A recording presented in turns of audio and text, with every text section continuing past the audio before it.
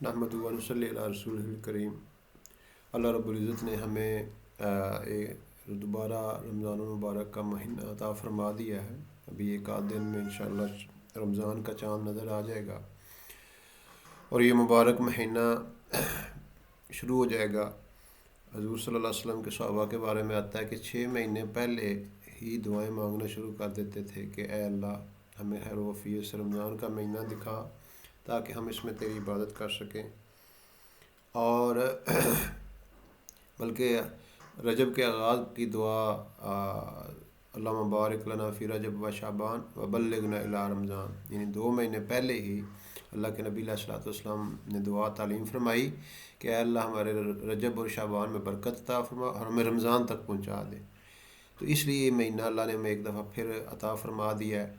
اب ہمیں اس میں کیسے وقت گزارنا ہے یہ چیز بڑی اہم ہے۔ رمضان ہر سال آتا ہے چلا جاتا ہے، تو رمضان کی تیاری کیسے کی جائے؟ تو سب سے بنیادی چیز ہے اپنے دل کو صاف کر لیں۔ جیسے آپ دیکھتے ہیں گھروں میں عورتیں روزانہ صفائی گھر کی کرتی ہیں، ویڑے کی صفائی کرتی ہیں، کچن کی صفائی کرتی ہیں، باتھ روم صاف ہوتا ہے۔ اگر ایک دن بھی صفائی نہ ہو تو یہ آپ نے آبزرو کیا ہوگا کہ پتہ چل جاتا ہے صفائی نہیں ہوئی۔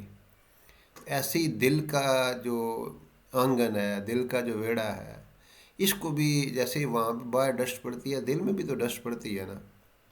ایسے جیسے ہم نے دنیا کی صفائی کا نظام بنایا ہوا ہے، ایسے دل کی بھی صفائی کا انتظام کرنا چاہیے۔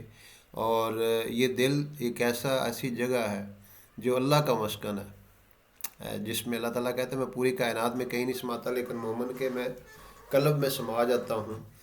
تو اس لیے اس دل کی صفائی کرنا یہ بڑا ضروری ہے۔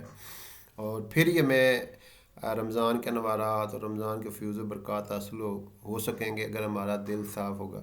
اگر دل میں بغض ہے، نفرت ہے، حسد ہے، کینہ ہے، دوسروں کے لیے یعنی انتقامی جذبات ہیں، تو پھر وہ فائدہ نہیں ہوگا۔ اس لیے جھاڑو پکڑ کے سب سے پہلے جو ہے نا ان چیزوں کو صاف کرنا چاہیے۔ آپ نے پتہ دیکھا ہوگا کہ جب کوئی زیادہ گندگی ہوتی ہے پہلے اس کو صاف گھر میں کیا جاتا ہے، اس کے بعد پھر ویسے جھاڑو پھیرا جاتا ہے۔ تو اس لیے عبادت کرنے والے تو بڑے مل جاتے ہیں، نمازی بھی ہیں، حاجی بھی ہیں، ذکر کرنے والے بھی ہیں، لیکن دل کو صاف رکھنے والا آپ کو لاکھوں میں کوئی شاید ایک بھی ملے تو بڑی بات ہے۔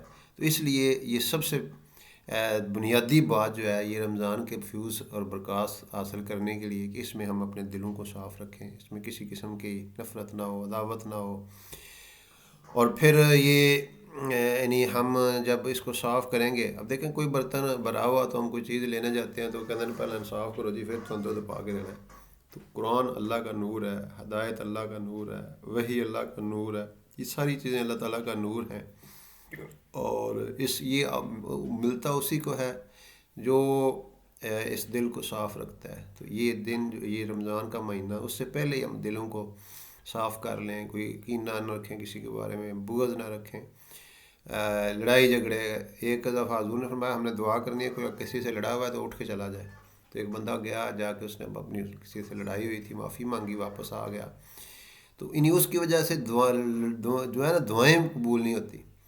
تو اس لیے یہ مہینہ جن لوگوں کو اللہ نے قرآن دیا ہے اور حافظ قرآن ہے وہ اس میں ضرور سنائیں، ہمت کر کے جو ہے وہ جتنا بھی ان کو یاد ہے۔ ویسے تو آج کل اکثر یہ دیکھا گیا ہے کہ بیچارے حفظ کرتے ہیں بھول جاتے ہیں دنیا کے چکر میں پڑھ کے، یہ بہت بڑے نقصان کی بات ہے۔ لیکن یہ ہے کہ ایک ماحول بنا ہوتا ہے رمضان میں، تو اس میں جتنا بھی ہم سنا سکیں، جو قرآن سناتا رہتا ہے اس کا قرآن محفوظ رہتا ہے، باقی جو ہے وہ تو پھر ظاہر ہے بھول جاتے ہیں اور پھر اور چکروں میں پڑ جاتے ہیں۔ تو اس لیے اگر دل میں ہمارے ذرے کے برابر بھی ایسی چیز ہوگی تو اللہ تعالیٰ اس کو دل کو جو ہے نا وہ عطا نہیں کرتے، اپنا نور عطا نہیں کرتے۔ تو اس لیے یہ رمضان کی تیاری میں سب سے بنیادی چیز ہے اپنے دلوں کو صاف رکھیں۔